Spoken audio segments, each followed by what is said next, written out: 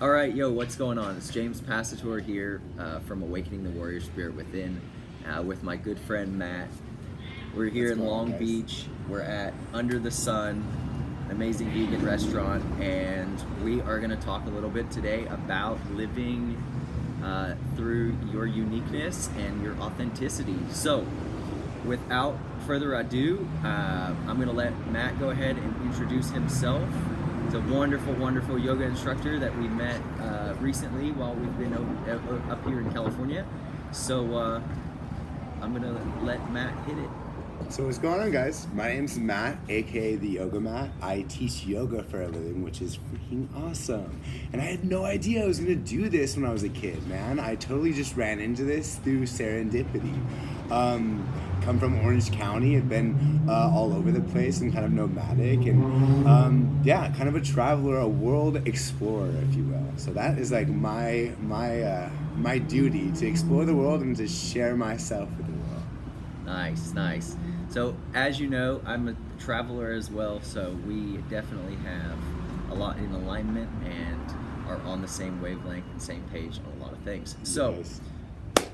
tell us a little bit more about what you do. What type of yoga do you do, and how did you get into your practice? So I got into my practice through serendipity. It always presented to me. I asked for something in my heart. I was looking for something more, and my friend presented it to me. And I didn't know that was the presentation or the answer to the question at the time. But now looking back, I was like, oh, this all makes sense. Like, I asked for all of this, and it's really cool to see how it's all bloomed. As for the yoga I teach, I'm interested in self-reflective yoga. Now, I teach vinyasa yoga because I love to move and I love to dance, and I believe that when you get to know your body more, you get to know yourself more. And being on your mat and being able to control your body in these practices, there's a lot of things that you can do on your mat that can fortify your being for the external world. So you can live your fullest life off of your mat by training on your mat, if that makes sense. Totally. Yeah. Nice. So let's go a little bit deeper into that. Why? Why do you train yourself on your mat for life?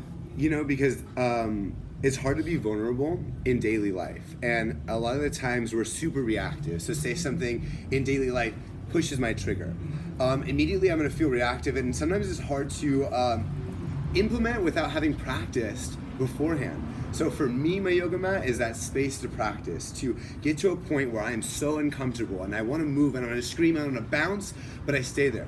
And I fortify these muscles of willpower that I have within my mind. And I realize that that there's this force in myself that works against my own self. And I find that when I'm on my yoga mat, I can take these forces, the self-doubt, the insecurity, whatever it is that's weighing me down, that isn't even of my control. And I can use them, and I can get in touch with them, and I can use them to work with me. So that's why I like to do it on my mat, and that's essentially what I like to share with other people, but through an awesome experience with great music, great moves, and a great workout as well. Totally. And if you have been going through the course, or you've worked with me as a coach before, I say this a lot. Growth can only occur when you're pushing yourself into an uncomfortable position. Change can only occur when you do things differently. So as you go through life, pushing yourself past your normal comfort zone is how you're going to grow. And taking it to the next level, and being, whether it be through your yoga practice, whether it be through your mindset challenge during the week, whether it be through focusing at work, taking the time to push yourself past where your fears and your doubts and your worries come up is the place of progress. So we were just actually talking about that. There was this jiu-jitsu instructor that I went in and saw, and he was telling me he goes by 3 rules when practicing jiu-jitsu. And one of them really stuck out to me, and he was saying, all humans are lazy. And immediately I was like, no, I am not lazy. But hear me out. So he was saying that your body naturally wants to conserve energy.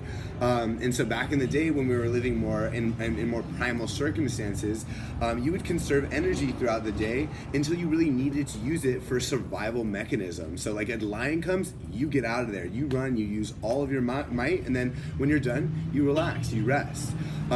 So just like James was saying, that when you get to a point of work, you're gonna feel that laziness. You're gonna feel that innate drive to conserve energy, and you gotta push past it.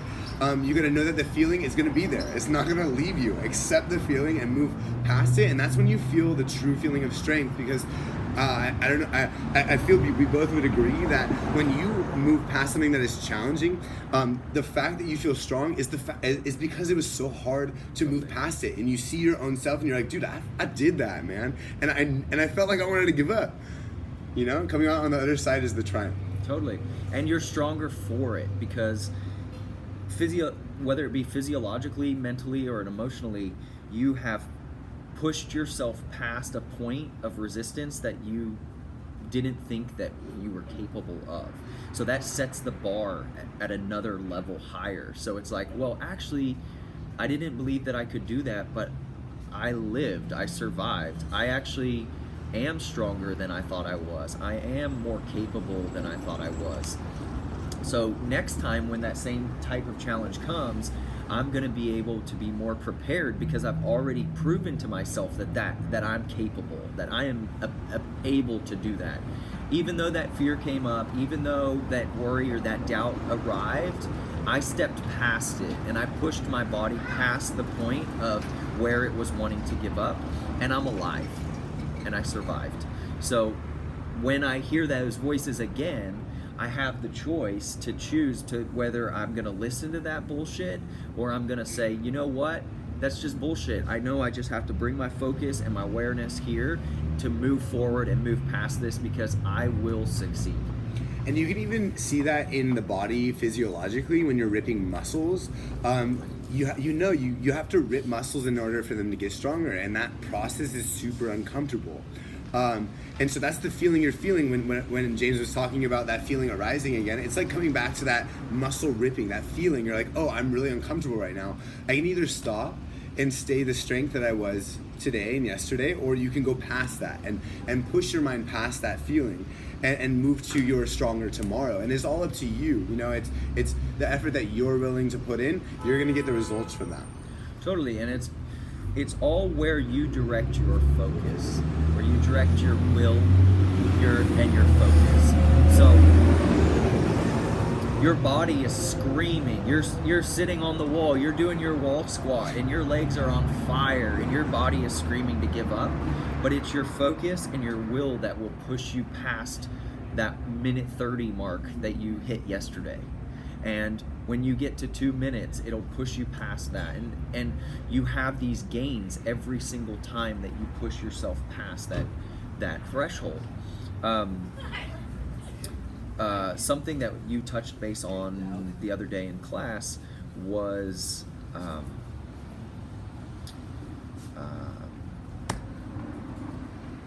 just lost it. I'm gonna come back to that thought here in a second. Let's talk about this then. So how do you achieve authenticity? So authenticity, okay. What is authenticity? Authenticity is acceptance of what is inside and what is external. So acceptance, it's purely just being willing to work with what you got, right? Now, you have to be able to allow imperfection, because nothing is perfect. Perfection is just another point from when another imperfection can be spotted, because the better you get, the more that you can see you can get better. The more you know you don't know. So there's like this acceptance that is so liberating. That comes with authenticity. Now, I just want to quote Alan Watts real quick, because he said it best. He was talking about meditation. He was talking about not thinking too much. He was saying, when you try and still the mind, it's like taking a flat iron and trying to iron a choppy lake flat. It just does more mixing. It does the opposite. So instead of trying to accept yourself, just do it. View yourself. And sometimes you're gonna get those feelings. Those feelings of your muscles ripping, or your self, your old self ripping, right, apart. And it's uncomfortable, and sometimes it hurts, it's painful, right? But when you can sit with that feeling and accept it for what it is and just view it without putting opinion on it, you can then get past it to this new understanding of self, which is your authentic self, which is this being that is only created by you, but it's more so than it's created by you. It's accepted, it's seen, and it's worked with, if you will. Totally. Nice. Great way to say that. So what advice would you give to someone on how to achieve authenticity? Try something different on the menu every day, metaphorically. So, and never be judgmental of yourself, man, because we're all human, and there's an uncomfort with expansion of self. If I don't know myself, there's this guilt of being fake or not knowing self, not being smart, whatever it is, right? But the fact is that we're always getting to know ourselves, because you are a reflection of things that are presented to you. So until James came into my life, I didn't have James' reflection to get to know myself from. So James presents these ideas to me, and some of them are new to me. I gotta sit there for a second and be like, yo, Matt, how do you feel about this, dog? And then I present it back in all authenticity, or as much authenticity as I can conduct right now, right? Because I can only present authenticity as much as I'm being honest with myself. So the more honest with yourself you are, the more honest you'll be with other people. Now achieving it, practices of just being able to be uncomfortable and taking it as a game, instead of being like, oh shit, excuse my language, but instead of being like so wound up about it, be like, okay, shit, I'm getting wound up. That's kind of funny. What's winding me up right now? Okay, that's winding me up. And just sitting with it and just like viewing yourself almost from an observer's position. It's really helped me a lot, you know, because then you start to notice your reactions instead of what you actually want to do. Because a lot of things that people, or at least when I was reactive, I was doing weren't even of myself. They were just things that I had been habitually created, and I just continued my habits. But when I gave myself to sit back for a second, observe, I noticed what was my authentic self, what I actually resonated with, and what was other things that were old habits that were made to protect myself, that were old selves of mine that no longer serve me, excuse me. But observation and experimentation, my friends. Exactly. Have fun. Do not think it's not work. It's fun. Yeah, play. For sure. It's play. Yeah. And being the observer, coming from that observer perspective, when you start to feel the emotions come up, when you start to feel that frustration, when you start to feel that anger, when you start to feel that worry, those are signals, those are like alarms going off to tell you, okay, it's time to go into the observer mode. Why is this occurring? Why am I having this physiological reaction to this situation? Why am I emotionally getting caught up in this story outside of me? What does it come from? Does it come from when I was a child, or when I was in school, or something that my mom did, or my brother, or anyone in my family? Come to that observer point. For me, I feel like it's here. It's my consciousness comes over here, and I start to scan physically, mentally, and emotionally where I'm feeling this, and where these uncomfortable feelings are arriving, and then where it came from, and then how I can bring my awareness to the point in the present to change that pattern, change that pathway. Like, I know that I've done this reaction so many times, and I know what the outcome is, but I don't want that outcome anymore. So it takes practice in changing that energy to go down that new pathway, so that you are no longer a victim of that situation or of that experience. It's, instead of being the victim, we are becoming the victor, and leading a new pathway, taking the energy and putting it somewhere else. And can I just add, excuse me for interrupting, but patience is key, because sometimes the answers aren't there. And I don't know can be an answer, as long as you're willing to sit with the feeling and figure it out. Because if you leave it at I don't know, you'll never know. And you really do want to get to know yourself, because the more you know yourself, the better you can put yourself in situations that are going to help you flourish and that are going to bring this beautiful life that you were made to live. And yeah, so don't feel like you need to answer all the answers today. Maybe you just feel something and It's you a acknowledge, process. and you're like, oh, okay, that's what that is. I don't have an answer right now, and then just sit with it and let it be, let it go, let it come back. There's something to learning something and then letting it go, and then and coming back to it later with a fresh mind.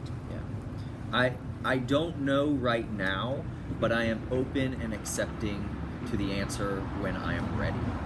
It's a really great affirmation for that. Agreed. So let's talk one more thing. I got another question. So, you know me. If I like to live my life full of passion. I like to have new experiences. I like to push myself past my normal comfort zone. Yes. So I'm gonna ask Matt. I know he does too. So, bro, if someone is feeling like they're not living their life's passion, what advice would you have for them? Man, do the things that excite you. I heard this is a quote from this man that was speaking at a festival I was at. He was telling us to follow your excitement, whether it's nervousness or excitement, like you're going to Disneyland, right? Now, they're both same things. They're just different manifestations of the same feeling, different interpretations. The things that you're nervous about, you may be nervous because you're gonna expand, and it's like this preemptive warning, like, hey, things are gonna change, but don't let that scare you. Instead, let that push you further into that excitement. Because ultimately, when you have, or at least in my life, I'll speak for myself, when I've been in the places where I've been excited about something or super nervous about something, when I've gone into it full force and come out, whether I made mistakes, whether I didn't do exactly what I thought I was, or I achieved exactly what I was envisioning, I learned something so massive, and I have a brilliant experience full of these feelings that I can never explain in words, but that will stay with me forever, and that have made this being that is so comfortable, that I can survive anywhere, man. Like, home exists in my heart now, and like no matter if I'm sitting on a cold sidewalk or if I'm in a room full of family, I'm at home, and it's because there's this space in me that is accepting to where I'm at, and wanting to drive further into that excitement, into that new next level of life that awaits all of us right around the corner, you know? Awesome. So I came back to what I was trying to remember about Yes, class. it always comes back. I came It back. always So comes back. to leave this interview off, let's leave it with this. There was something that Matt had spoke about in our class the other day that really hit home to me, and you were talking about the emotions, how our emotions are like the weather. Oh yeah. Can you hit on that for me? Yeah. So what every day I wake up, right? I picture my emotions or my emotional body as the conditions of the ocean, and these things you can't change. You know, sometimes you wake up and you feel like you're gonna conquer the world. You're like, oh my God, bless that day. But sometimes you wake up and you're not feeling so hot, right? But instead of letting that guide your day, when you get up, look at the conditions like you're looking at the ocean and accept however they are that day. And you're the surfer of those emotions, right? So when you paddle out, have fun. And even when it's the challenging day, accept it as a challenging day and find humor within it. If something's irking your nerve, laugh at it, because it really is funny how things can affect us like this. And that way you become, like you were saying, you're the guider of your day, you're the creator of your day. You're not this reactive component that has no control. You start to find the power within yourself, and by just doing that, it liberates you, because you are not in control of your emotions, my friends. You are in control of how you use your emotions. So if I'm super angry over something really stupid, I am not in control of the fact that I'm angry. I'm angry, and that's what it is, right? But I can either choose to kung fu something, or I can choose to take that anger and make a beautiful painting with all my passion, and maybe somebody that's feeling that anger looks at that painting and is completely relieved of their anger because of something that I created. And now that's just one example. Maybe you go hard in yoga class, or maybe you go hard in your workout, the ones that James is giving you every day. Like, use that anger, that fuel, to something that fuels your fire instead of puts it out. Yeah, totally. It's all about redirecting that energy into something that's empowering instead of allowing it to bring you into this disempowered state. So instead of living in a place of being at the effect of what circumstance happens to you or around you and being that victim, taking full responsibility that no matter what happens to you in your day, you are the only person that has the ability to choose how you react. Don't be afraid of the power. It's great power. It's great. And even It though takes a there's lot so of many responsibility, options though. where you have a lot of responsibility, but it gives you this the hands on the wheel effect. Totally. And like, no matter if you don't know You're where you want to driving. go yet, you are driving. And even if you don't know where you want to go, dude, have fun cruising. Bump the Totally. music, my Yeah. friend. Like, Enjoy. Yeah. So, this is the first interview. There's going to be a lot more to come. I hope you enjoyed it. Matt, thank you, bro. Thank you. It's been great. It's been an honor as well. And follow us, and you'll be seeing some more interviews about how to live your authentic self. So, namaste. Namaste, my friend. Everybody have a happy holidays.